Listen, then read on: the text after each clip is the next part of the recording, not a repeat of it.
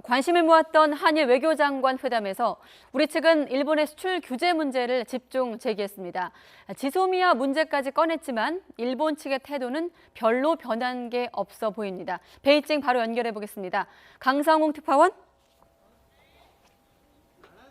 네, 한일 외교장관 회담이 열렸던 중국 베이징입니다. 네, 회담 결과가 나왔죠? 네, 그렇습니다. 우리 측은 주로 일본의 부당한 조치에 대해서 적극적으로 문제를 제기했고, 일본은 그러나 이에 대해서 기존 입장을 되풀이했다. 이게 우리 외교부의 설명입니다. 강경화 외교부 장관은 특히 화이트리스트 한국 제외 결정을 강행한 데 대해서 재차 깊은 유감을 표명했고, 또 상황의 엄중함을 지적했습니다. 또 일본 정부가 지금이라도 해당 조치를 철회해 줄 것을 강력히 촉구했습니다. 이에 대해서 고노 외상은 일본의 기존 입장을 되풀이해서 설명했다는 게 우리 외교부의 설명입니다. 강경화 장관은 일본의 수출 규제 문제 해결을 위해 양국 수출 규제 당국 간의 대화가 조속히 성사될 필요성을 강조하고, 일본의 외교 당국이 가능한 노력을 기울여 줄 것을 요구했습니다.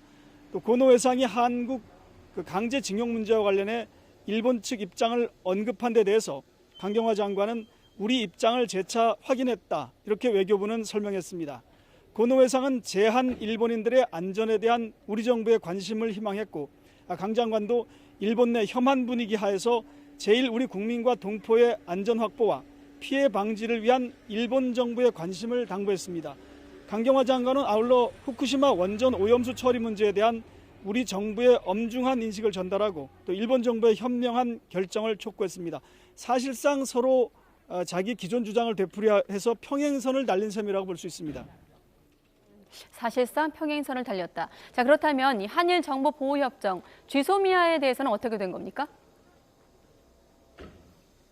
네, 강경화 장관은 우리 정부가 지소미아, 즉 한일 정보 보호 협정의 연장 여부를 검토하고 있다, 이렇게 고노 장관에게 전달을 했는데요. 그만큼 우리나라가 상황을 엄중하게 보고 있다는 그 인식을 전한 것이죠.